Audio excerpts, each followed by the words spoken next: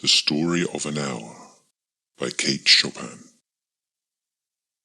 Knowing that Mrs. Mallard was afflicted with a heart trouble, great care was taken to break to her as gently as possible the news of her husband's death.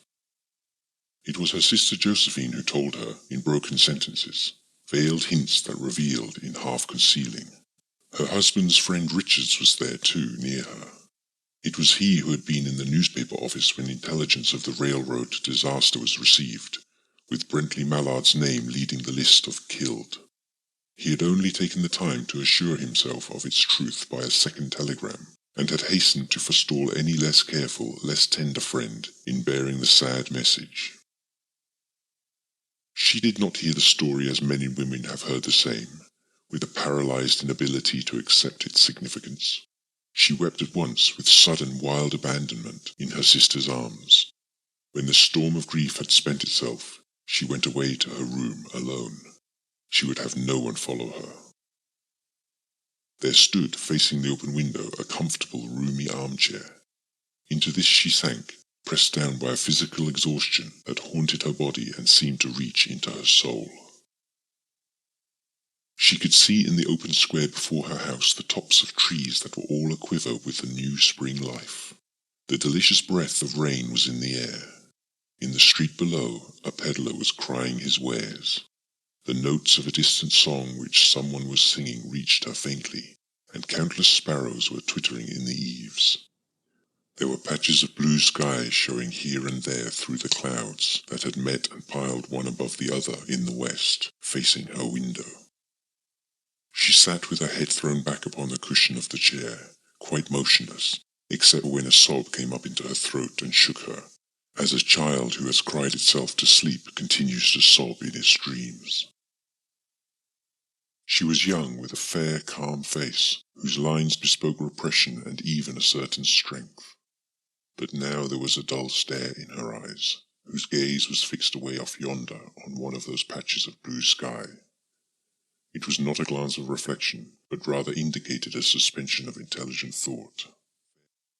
There was something coming to her, and she was waiting for it, fearfully. What was it? She did not know. It was too subtle and elusive to name, but she felt it, creeping out of the sky, reaching toward her through the sounds, the scents, the color that filled the air. Now her bosom rose and fell tumultuously.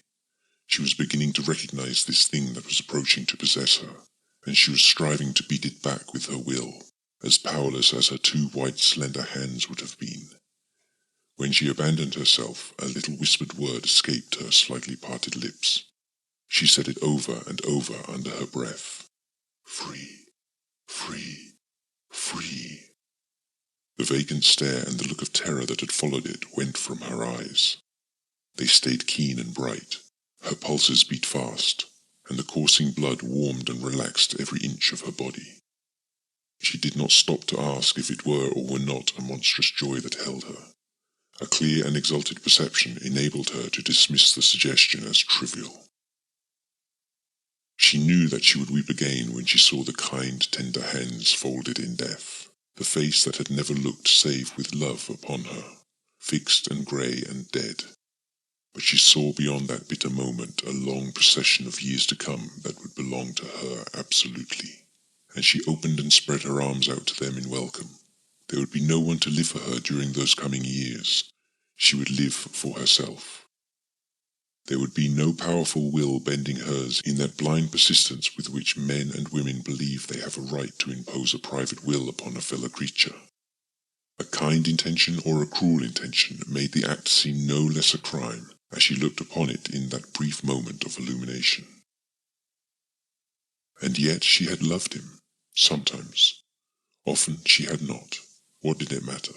What could love, the unsolved mystery, count for in the face of this possession of self-assertion, which she suddenly recognized as the strongest impulse of her being? Free, body and soul free, she kept whispering.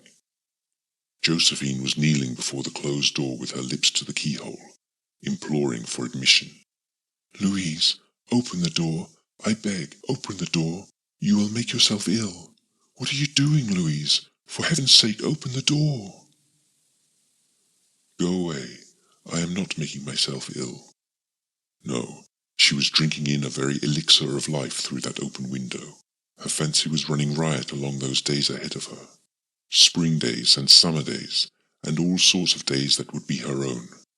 She breathed a quick prayer that life might be long. It was only yesterday she had thought with a shudder that life might be long.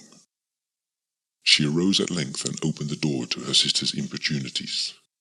There was a feverish triumph in her eyes, and she carried herself unwittingly like a goddess of victory.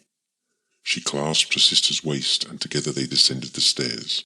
Richard stood waiting for them at the bottom. Someone was opening the front door with a latchkey. It was Louise Mallard who entered, a little travel-stained, composedly carrying his gripsack and an umbrella. He had been far from the scene of the accident, and did not even know there had been one. He stood amazed at Josephine's piercing cry, at Richard's quick motion to screen him from the view of his wife. But Richard's was too late. When the doctors came, they said she had died of heart disease, of the joy that kills.